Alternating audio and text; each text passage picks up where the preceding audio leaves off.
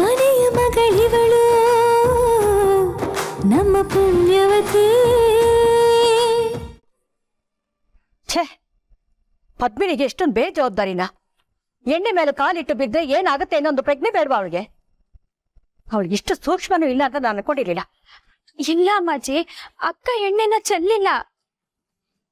ನೋಡು ಪೂರ್ವಿ, ನಾನೇ ನಿಮ್ಮಕ್ಕ ಬೇಕು ಅಂತ ಚೆಲ್ಲದ್ಲು ಅಂತ ಹೇಳ್ತಿಲ್ಲ. ಚೆಲ್ಲೆದಿನ ಒರ್ಸ್ತೆ ಹಾಗೆ ಬಿಟ್ಲು. ಅವಳು ಬೇಜವಾಬ್ದಾರಿಯಿಂದ ನಮ್ ನಂದನ್ ಕಾಲ್ ಜಾರಿ ಬಿದ್ದ. ಅಕ್ಕ ಅಷ್ಟು ಬೇಜವಾಬ್ದಾರಿ ಅಲ್ವೇ ಅಲ್ಲ. ಅಷ್ಟಕ್ಕೂ ಅಕ್ಕ ಸ್ಟೂಲ್ ಹಾಕೊಂಡು ಮೇಲ್ಗಡೆ ಏನೋ ಡಬ್ಬ ಹುಡುಕ್ತಿದ್ಲಲ್ವಾ? ಅವಾಗ್ಲೇ ತಾನೆ ನಂದನ್ ಅವರು ನೀರ್ ಕುಡಿಯಕ್ಕೆ ಅಂತ ಅಡ್ಗೆ ಮನೆಗೆ ಹೋಗಿದ್ದು. ಆಮೇಲೆ ಎಣ್ಣೆ ಕೂಡ ಅಡ್ಗೆ ಮನೆಯಿಂದ ಸ್ವಲ್ಪ ಹೊರಗಡೆನೆ ಚೆಲ್ಲಿತ್ತು. ಅಕ್ಕ ಇದ್ದಿದ್ದು ಒಳಗಡೆ. ಅಂದ್ಮೇಲೆ ಈ ಕೆಲ್ಸ ಬೇರೆ ಯಾರೋ ಮಾಡಿರ್ತಾರೆ. ಬೇರೆ ಯಾರು ಅಂದ್ರೆ ಯಾರು? ನೀನಾ?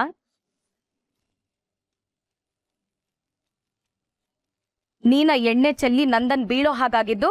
ಚಂಚಲ, ಏನು ನಂದನ್ ಬಿದ್ನಾ? ಎಲ್ಲಿ, ಹೇಗೆ? ಅದು ಅಡ್ಗೆ ಮನೆ ಹತ್ರ ಎಣ್ಣೆ ಚೆಲ್ಲಿತ್ತು. ನಂದನ್ ಅವರು ಅದ್ರ ಮೇಲೆ ಕಾಲಿಟ್ಟು ಬಿದ್ದೋದ್ರು. ಅವ್ರ ಕಾಲ್ಗೆ ತುಂಬಾ ಏಟಾಗೈತೆ. ಆಸ್ಪತ್ರೆಗೆ ಕರ್ಕೊಂಡು ಹೋಗವ್ರೆ.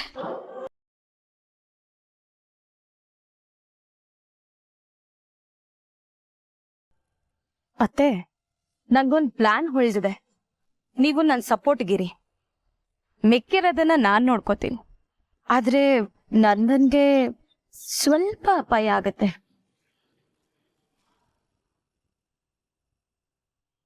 ಅಂದ್ರೆ ಇದು ಚಂಚಲ ಕೆಲ್ಸನ? ನಾನ್ ಬೇಡ ಅಂತ ಎಷ್ಟ್ ಹೇಳಿದ್ರು ಇವಳು ನಂದನ್ಗೆ ಅಪಾಯ ಆಗೋ ಹಾಗೆ ಮಾಡ್ಬಿಟ್ಲಲ್ಲ. ಛೇ, ಅಯ್ಯಯ್ಯೋ, ಇವ್ರು ನನ್ನ ಹೆಸರೇನಾದ್ರೂ ಹೇಳ್ಬಿಟ್ರೆ ನಾನು ಏನ್ ಮಾಡ್ಲಿ? ಅದೇನ್ ಗ್ರಾಚಾರ ಇತ್ತೋ ಏನೋ, ಈ ಥರ ಆಗೋಯ್ತಲ್ಲ. ಅಪ್ಪ, ಎಲ್ಲದಕ್ಕೂ ಗ್ರಹಚಾರನ ನೆಪ ಮಾಡೋಕ್ಕಾಗಲ್ಲ. ಕೆಲವೊಂದು ತಪ್ಪನ್ನ ಮನುಷ್ಯರು ಬೇಕು ಅಂತ ಮಾಡ್ತಾರೆ. ಹೇಳೋದು ಮಾತ್ರ ದೇವ್ರ ಹೆಸರನ್ನ. ಅಯ್ಯೋ ನಂದನ್ ಅವ್ರೆ, ಏನ್ ನಿಮ್ ಮಾತಿನ ಅರ್ಥ? ನೀವು ಬೀಳ್ಲಿ ಅಂತ ಎಣ್ಣೆ ಚೆಲ್ಲಿದ್ದೀನಿ ಅಂತನಾ? ಖಂಡಿತ ಇಲ್ಲ ನಂದನ್ ಅವ್ರೆ. ನನ್ ಮೇಲೆ ಇಂಥ ಆರೋಪ ಹೊರಿಸ್ಬೇಡಿ. ನನ್ಗೆ ಯಾರು ಎಣ್ಣೆ ಚೆಲ್ಲಿದ್ದಾರೆ ಅಂತ ಖಂಡಿತ ಗೊತ್ತಿಲ್ಲ. ಅಯ್ಯೋ, ನೀನ್ ಯಾಕಮ್ಮ ಹಾಗನ್ಕೋತೀಯ? ನಂದನ್ ಹಾಗೇನೋ ಹೇಳಿಲ್ವಲ್ಲ. ಪದ್ಮಿನಿ, ಅಳ್ಬೇಡಮ್ಮ. ನಂದನ್ನು ನೋವಲ್ಲಿದ್ದಾನೆ, ಅದಕ್ಕೆ ಏನೇನೋ ಮಾತಾಡ್ತಾ ಇದ್ದಾನೆ. ನೀನು ಅದನ್ನೆಲ್ಲ ಕಿವಿಗೆ ಹಾಕೋಬೇಡ. ಅಪ್ಪ ಬಿಡಿ, ನಂಗೆ ನೋವೆಲ್ಲ ಏನು ಹೊಸ್ತಾ? ನೋವು ಅನುಭವಿಸಿ ಅಭ್ಯಾಸ ಇದೆ ನನಗೆ. ಇದೆಲ್ಲ ಯಾವ ಲೆಕ್ಕಕ್ಕೂ ಇಲ್ಲ. ಯಾಕೆ ನಂದನ್ ಅವ್ರೆ ಹೀಗೆ ಚುಚ್ಚಿ ಚುಚ್ಚಿ ಮಾತಾಡಿ ನನ್ನನ್ನು ಕೊಲ್ತಾ ಇದ್ದೀರಾ? ನಾನೇ ತಪ್ಪು ಮಾಡ್ಬಿಟ್ಟೆ. ನಾನು ಬಿದ್ದ ಹಾಗೆ ನಾಟಕ ಮಾಡಕ್ ಹೋಗ್ಬಾರ್ದಾಗಿತ್ತು. ಆದ್ರೆ ಕೊನೆಗೆ ನಾನು ನಾಟಕ ಮಾಡ್ತೇ ಇದ್ರು ನಿಜವಾಗ್ಲೂ ಬೀಳು ಹಂಗಾಯ್ತು. ನೀವು ಓಡ್ ಬಂದು ಬಿದ್ದೇ ಬಿಟ್ರಿ. ಛೇ.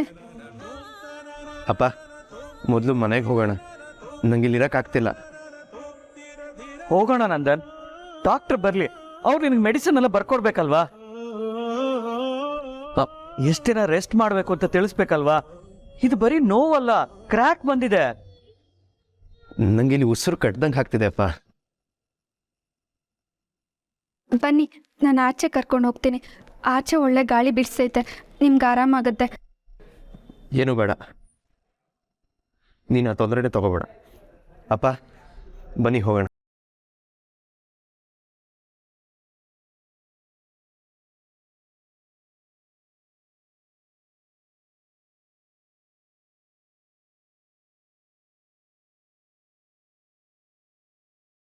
ಛೇ, ನಂದನ್ ಅವ್ರ ಕೋಪನ ಕಮ್ಮಿ ಮಾಡೋಣ ಅಂತ ಹೋಗಿ ಮತ್ತಷ್ಟು ಹೆಚ್ಚಾಯ್ತಲ್ಲ.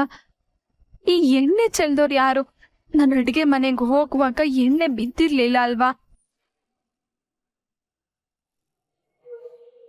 ಎಂತ ಕೆಲಸ ಮಾಡ್ಬಿಟ್ಟೆ ಚಂಚಲ ನೀನು. ಆಗ್ಲೇ ನಾನು ನಿಂಗೆ ಹೇಳಿಲ್ವಾ ನಂದನ್ಗೇನು ಆಗ್ಬಾರ್ದು ಅಂತ? ಆದ್ರೂ ಇಂಥ ಕೆಲಸ ಮಾಡಿದ್ಯಲ್ಲ ನೀನು. ಸುಮ್ಮನಿರಿ ಅತ್ತೆ. ನಂದನ್ಗೇನೋ ದೊಡ್ಡದಾಗಿ ಏಟಾಗಿರೋ ಥರ ಡ್ರಾಮಾ ಮಾಡಬೇಡಿ.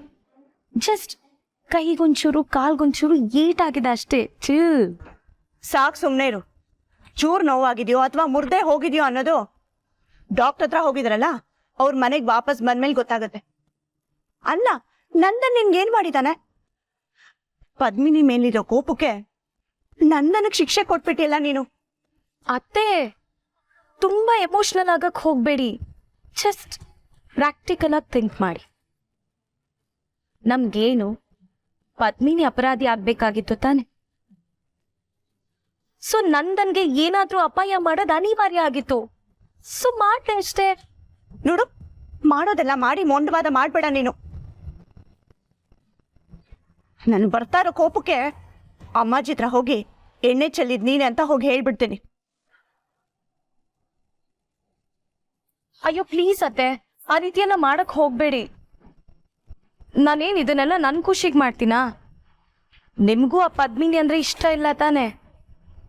ಮೊದಲೇ ಈ ಮನೇಲಿ ನನ್ನನ್ನ ನಿಮ್ಮನ್ನ ಲೆಕ್ಕಕ್ಕಿಟ್ಕೊಂಡಿಲ್ಲ. ಆ ಪದ್ಮಿನಿ ಬಂದ್ಮೇಲಂತೂ ನಮ್ಮ ಮುಂಚೆ ಕೊಡ್ತಾ ಇದ್ದಿದ್ದ ಮರ್ಯಾದೆನೂ ಇಲ್ದಂಗಾಗಿದೆ. ನಾನು ಆ ಪದ್ಮಿನಿನ ಸೈಡ್ ಲೈನ್ ಮಾಡಬೇಕು ಅಂತ ಒದ್ದಾಡ್ತಿದ್ದೀನಿ.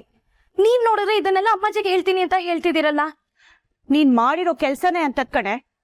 ಅಲ್ಲ, ಇವತ್ತು ಪದ್ಮಿನಿನ ಕೆಟ್ಟವಳನ್ನಾಗಿ ಮಾಡೋದಿಕ್ಕೆ ನಂದನ್ನ ಬೀಳ್ಸ್ದೆ.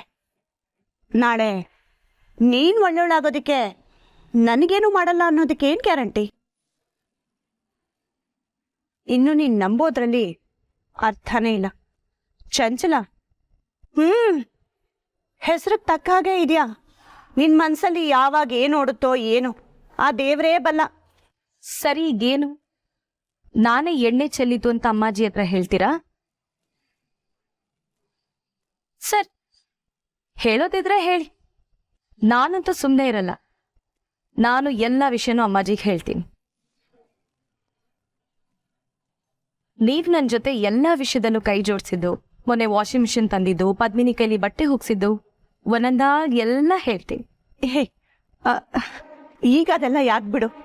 ಸರಿ, ನಾನು ಯಾರ ಹತ್ರನೂ ಹೇಳಲ್ಲ. ಪಾಪ ನಂದನ್, ಅವನಿಗೇನು ಹೆಚ್ಚು ಪೆಟ್ಟಾಗದೇ ಇದ್ರೆ ಅಷ್ಟೇ ಸಾಕು. ದ್ಯಾಟ್ಸ್ ಲೈಕ್ ಮೈ ಗುಡ್ ಅತ್ತೆ. ನಮ್ಗೆ ಇನ್ನೊಂದು ಹೆಲ್ಪ್ ಮಾಡ್ತೀರಾ? ನಂದನ್ ಮನೆಗೆ ಬಂದ್ಮೇಲೆ ಮತ್ತೆ ಯಾರು ಎಣ್ಣೆ ಚೆಲ್ಲಿದ್ದು ಅನ್ನೋದ್ರ ಬಗ್ಗೆ ಡಿಸ್ಕಷನ್ ಆಗುತ್ತೆ. ಅವಾಗ ನೀವು ನನ್ನ ಜೊತೆ ಸೇರ್ಕೊಂಡು ಪದ್ಮಿನಿನೇ ಚೆಲ್ಲಿದ್ದು ಅಂತ ಹೇಳಿದ್ರೆ ಆಯ್ತು.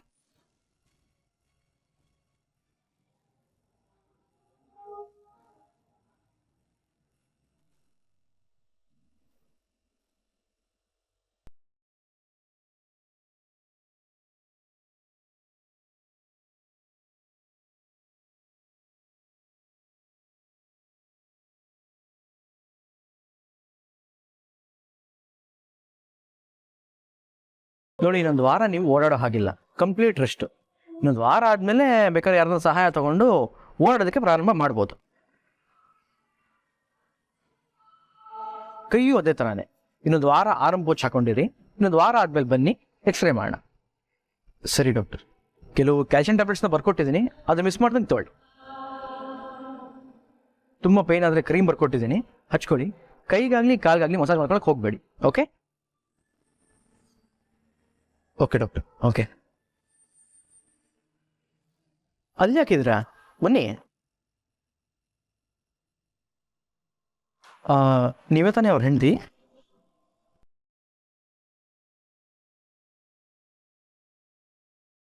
ಹೌದು ಡಾಕ್ಟರ್.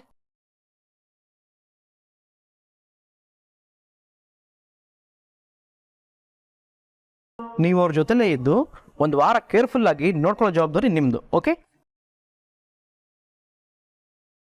ನೀವು ಅವ್ರ ಜೊತೆಲೇ ಇರ್ತೀರಾ ಅಂದರೆ ಒಂದು ವಾರ ಆದಮೇಲೆ ವೀಲ್ ಚೇರ್ ಬೇಕಾಗಲ್ಲ, ಸ್ಟಿಕ್ಕು ಬೇಕಾಗಲ್ಲ. ಡಾಕ್ಟರ್, ನನ್ನ ಸೊಸೆ ನನ್ನ ಮಗನ್ನ ತುಂಬ ಚೆನ್ನಾಗಿ ನೋಡ್ಕೋತಾಳೆ. ಎಸ್, ನಿಮ್ಮ ಸೊಸೆ ನಿಮ್ಮ ಮಗನ ಎಷ್ಟು ಪ್ರೀತಿ ಮಾಡ್ತಾರೆ ಅಂತ ನಂಗೆ ಆಗಲೇ ಗೊತ್ತಾಯ್ತು. ಚಿಕ್ಕ ಕ್ರ್ಯಾಕ್ ಬಂದೆ ಅಂದ ತಕ್ಷಣ ಅಳಕ್ಕೆ ಶುರು ಮಾಡ್ಬಿಟ್ರಲ್ಲ.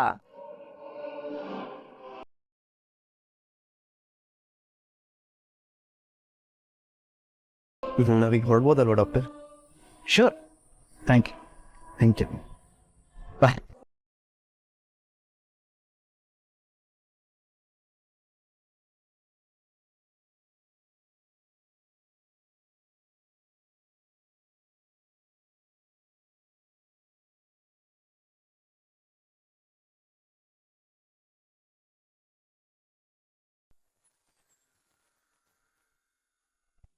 ಎಂತ ಕೆಲಸ ಆಗೋಯ್ತು ದೇವ್ರೆ.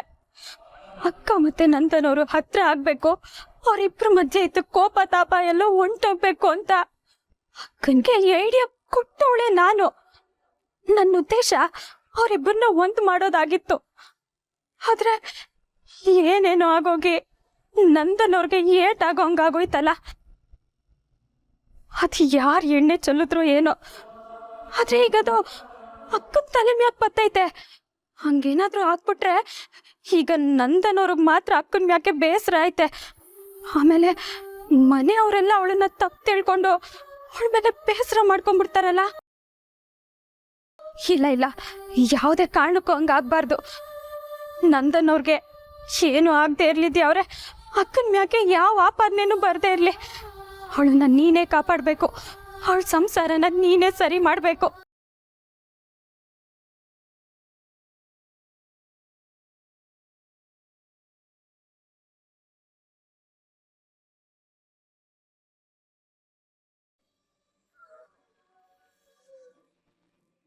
ಹೇಗಿದೆಯಾ ನಂದನ್? ಆರಾಮಾಗಿದ್ದೀನಿ ಅಜ್ಜಿ. ನೀನು ಯಾಕೆ ಇಷ್ಟು ಟೆನ್ಷನ್ ಆಗಿದೆಯಾ? ನರೇಂದ್ರ ನಿನ್ನ ಹೆಸರಲ್ಲಿ ಪೂಜೆ ಮಾಡ್ತಿದ್ದಾರೆ, ನೀನು ಹುಷಾರಾಗ್ತೀಯಾ, ಸರಿನಾ? ಅಜ್ಜಿ, ನಾನು ಈಗಲೂ ಹುಷಾರಾಗೇ ಇದ್ದೀನಿ. ಕಾಲು ಅಷ್ಟು ನೋವಿಲ್ಲ ಈಗ. ನೀನು ಟೆನ್ಷನ್ ಮಾಡ್ಕೋಬೇಡ, ಸರಿನಾ? ಮಾತ್ರ ಎಲ್ಲ ಕೊಟ್ಟೇನಪ್ಪ? ಈಗ ತಾನೇ ಬ್ರಷ್ ಮಾಡ್ದ ಅಮ್ಮಾಜಿ. ಪದ್ಮಿನಿ, ತಿಂಡಿ ರೆಡಿ ಇದ್ರೆ ತಂದ್ಕೊಡಮ್ಮ. ನೀನೇ ಆಮೇಲೆ ತಿನ್ಸಿ ಮಾತ್ರೆ ಕೊಡ್ಬೇಕು, ಓಕೆನಾ? ನಂದನ್, ತಣ್ಣೀರಾದ್ರೂ ತಣಿಸ್ಕುಡಿಬೇಕು ಅಂತ ಹೇಳ್ತಾರೆ. ಅಂದ್ರೆ ಪ್ರತಿ ಹೆಜ್ಜೆ ಇಡೋವಾಗಲೂ ಎಚ್ಚರಿಕೆಯಿಂದ ಹೆಜ್ಜೆ ಇಡಬೇಕು ಅಂತ. ನೀನ್ ಯಾಕೆ ಅವಸರ ಪಟ್ಟೆ? ನಿಧಾನಕ್ಕೆ ನಡೆದಾಡೋದಲ್ವಾ ಕಂದ? ಎಣ್ಣೆ ಚೆಲ್ಲಿತ್ತಲ್ಲ ಅಜ್ಜಿ, ಜಾರೇ ಬಿಟ್ಟೆ.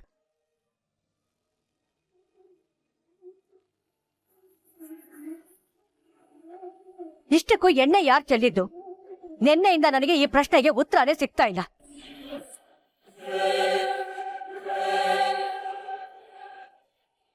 ಎಣ್ಣೆ ಚೆಲ್ಲಿದ್ರು ಈ ಮನೇಲಿ ಆಗಿಂದಾಗ್ಲೇ ಒರೆಸಿ ಕ್ಲೀನ್ ಮಾಡ್ಬೇಕು ಅನ್ನೋಷ್ಟು ಗೊತ್ತಿಲ್ಲದೆ ಇರೋ ಬೇಜವಾಬ್ದಾರಿಗಳು ಇದಾನಲ್ಲ ಅಂತ ನನಗೆ ನಂಬಕ್ಕೆ ಆಗ್ತಿಲ್ಲ.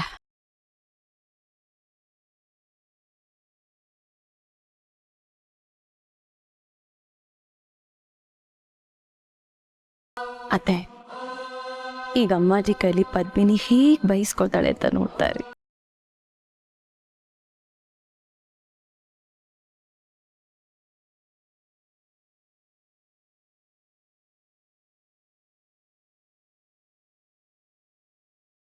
ಅಯ್ಯ, ಅಮ್ಮಾಜಿ ಏನು ಹೇಳ್ತಾನೆ ಇಲ್ಲ. ಹಾಗಂತ ನಾವು ಸುಮ್ಮನೆ ಇರ್ಬಾರ್ದು, ಶುರು ಹಚ್ಕೊಡು. ಪದ್ಮಿನಿ, ನಂದನ್ ಅಡ್ಗೆ ಮನೆಗೆ ಬಂದಾಗ ನೀನ್ ಅಡ್ಗೆ ಮನೆಯಲ್ಲೇ ಇದ್ದೆ ಅಲ್ವಾ? ಏನಾದ್ರೂ ಎಣ್ಣೆ ಗಿಣ್ಣೆ ಚೆಲ್ಬಿಟ್ಟಿದ್ದೀನಮ್ಮ? ಇಲ್ಲ ಅತ್ತೆ, ನಿಜ ಹೇಳು ಪದ್ಮಿನಿ. ಎಣ್ಣೆ ಚೆಲ್ಲಿ ಆಮೇಲೆ ವರ್ಷದ್ರಾಯ್ತು ಅಂತ ಸುಮ್ಮನೆ ಬಿಟ್ಬಿಟ್ಯಾ? ಈಗ ನಂದನ್ ಬಿದ್ಬಿಟ್ಟ, ಎಣ್ಣೆ ಚೆಲ್ಲಿದ್ ನಾನೇ. ಮನೆಯವ್ರಿಗೆ ವಿಷಯ ಎಲ್ಲ ಗೊತ್ತಾದ್ರೆ ನಾನು ಬೈಸ್ಕೋಬೇಕಾಗತ್ತೆ ಅಂತ ಏನಾದ್ರೂ ಭಯ ಪಡ್ತಿದ್ಯಾ? ಆ ರೀತಿ ಏನಾದ್ರೂ ಇದ್ರೆ ಹೇಳ್ಬಿಡಮ್ಮ.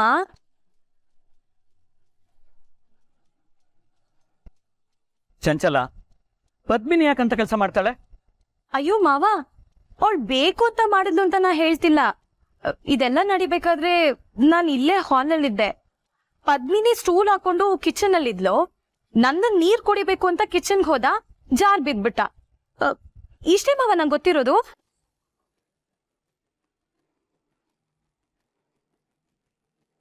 ಇವ್ರು ಯಾಕೆ ಇದನ್ನ ಅಕ್ಕದ ತಲೆ ಕಟ್ಟಕ್ ನೋಡ್ತಿದ್ದಾರೆ? ನನ್ ಸ್ಟೂಲ್ ಮೇಲೆ ನಿಂತಿದ್ದೆ ನಿಜ, ಆದ್ರೆ ನಾನ್ ಎಣ್ಣೆ ಚೆಲ್ಲಿಲ್ಲ. ನನ್ ಸ್ಟೂಲಿಂದ ಬೀಳೋ ಹಂಗಾಯ್ತು. ಅದನ್ನ ನೋಡಿ ನಂದನ್ನವರು ಕಾಪಾಡಕ್ ಬರುವಾಗ ಎಣ್ಣೆ ಮೇಲೆ ಕಾಲಿಟ್ಟು ಬಿದ್ರು. ನನ್ಗೂ ಅಷ್ಟೇ ಗೊತ್ತಿರೋದು ಅಕ್ಕ.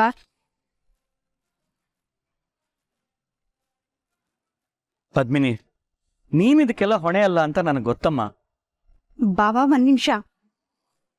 ಪದ್ಮಿನಿಗೆ ಎಲ್ಲಾ ಕೆಲ್ಸನೂ ತಾನೇ ಮಾಡ್ಬೇಕು ಅನ್ನೋ ಆತ್ರ. ಗಡಿ ಬಿಡಿಲಿ ಯಾವ್ದೋ ಡಬ್ಬನ ಇನ್ನೆಲ್ಲೋ ಇಡೋದು, ಸ್ಟವ್ ಆಫ್ ಮಾಡದೆ ಇರೋದು, ಟ್ಯಾಬ್ನ ಆನಲ್ಲೇ ಬಿಟ್ಬಿಡ್ತಾಳೆ. ಹಾಗೆ ಅಕಸ್ಮಾತ್ ಗಡಿ ಬಿಡಿಲಿ ಎಣ್ಣೆ ಗಿಣ್ಣೆ ಚೆಲ್ಬಿಟ್ಲಾ ಅಂತ ಕೇಳಿದ್ವಿ ಅಷ್ಟೆ.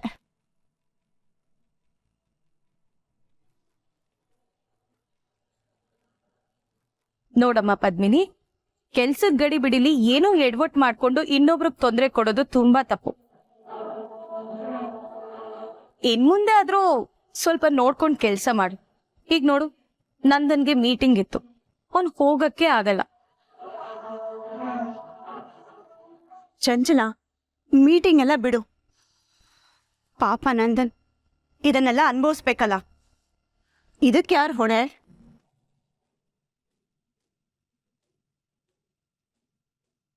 ಎಲ್ರದ್ದು ಮುಗೀತಾ? ಎಲ್ರೂ ಯಾಕೆ ಪದ್ಮಿನಿ ಕಡೆ ಬೆರಳು ತೋರಿಸ್ತಿದ್ದೀರಾ? ಪಾಪ, ಈ ವಿಷಯದಲ್ಲಿ ಅವಳು ತುಂಬ ಇನ್ನೋಸೆಂಟ್.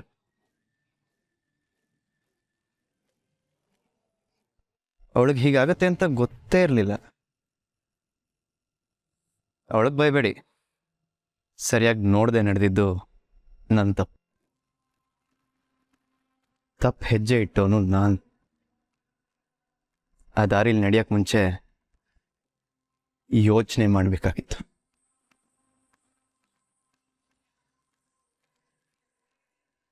ಈಗ ಬಿದ್ಮೇಲೆ ಯಾರನ್ನೋ ದೂಷಣೆ ಮಾಡಿ ಏನೂ ಉಪಯೋಗ ಇಲ್ಲ. ಅನುಭವಿಸ್ಬೇಕಾಗಿರೋದು ನನ್ನ ಹಣೆ ಬರ. ಅನುಭವಿಸ್ತೀನಿ. ಈ ವಿಷಯನ ಇಲ್ಲಿಗೆ ಬಿಟ್ಬಿಡಿ ಪ್ಲೀಸ್. ನಂದನ್, ನೀನು ನಿನ್ ಹೆಂಡತಿನ ಬಿಟ್ಕೊಡೋದೇ ಇಲ್ಲ ಅಲ್ವಾ? ಯಾಕೆ ಬಿಟ್ಕೊಡ್ಬೇಕು? ಒಬ್ಬರ ತಪ್ಪನ್ನ ಒಬ್ಬರು ಕ್ಷಮಿಸಿ ಒಬ್ಬರ ಪರವಾಗಿ ಒಬ್ಬರು ನಿಲ್ಲೋದೇ ನಿಜವಾದ ಪ್ರೀತಿ. ಇದೇ ಸಂಸಾರದ ಗುಟ್ಟು. ನೀವಿಷ್ಟೆಲ್ಲ ಮಾತಾಡಿದ್ರು ನಮ್ ನಂದನ್ನು ಅವನ ಹೆಂಡತಿ ಬಗ್ಗೆ ಒಂದು ಕ್ಷಣಕ್ಕೂ ತಪ್ಪಾಗಿ ಯೋಚನೆ ಮಾಡದೆ ಅವಳನ್ನ ಬಿಟ್ಕೊಡ್ಲಿಲ್ವಲ್ಲ, ಅವಳ ಪರವಾಗಿ ನಿಂತ್ಕೊಂಡ. ಆ ಸ್ವಭಾವ ನೋಡಿ ನನಗೆ ತುಂಬಾ ಖುಷಿ ಆಯ್ತು.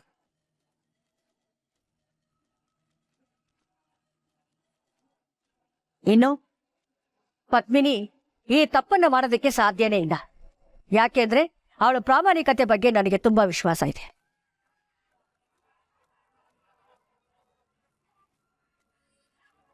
ಗಂಡ ಹೆಂಡತಿ ಅಂದ್ರೆ ಹೇಗಿರ್ಬೇಕು? ಹೌದಜ್ಜಿ, ಗಂಡ ಹೆಂಡ್ತಿರಂದ್ರೆ ಹೀಗೆ ಇರಬೇಕು.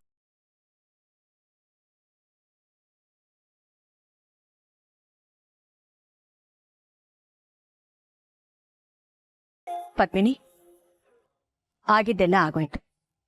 ಇನ್ನು ಮುಂದೆ ನಂದನ್ ಊಟ ತಿಂಡಿ, ಅವನು ವಾಕಿಂಗು, ಸ್ನಾನ, ಅವನ ಟ್ಯಾಬ್ಲೆಟ್, ಇದೆಲ್ಲವೂ ನೀನ್ ಜವಾಬ್ದಾರಿ ತಗೊಂಡು ಮೊದಲನ ಹಾಗೆ ಇನ್ನೊಂದು ವಾರದಲ್ಲಿ ರೆಡಿ ಆಗ್ಬೇಕು ಅವನು.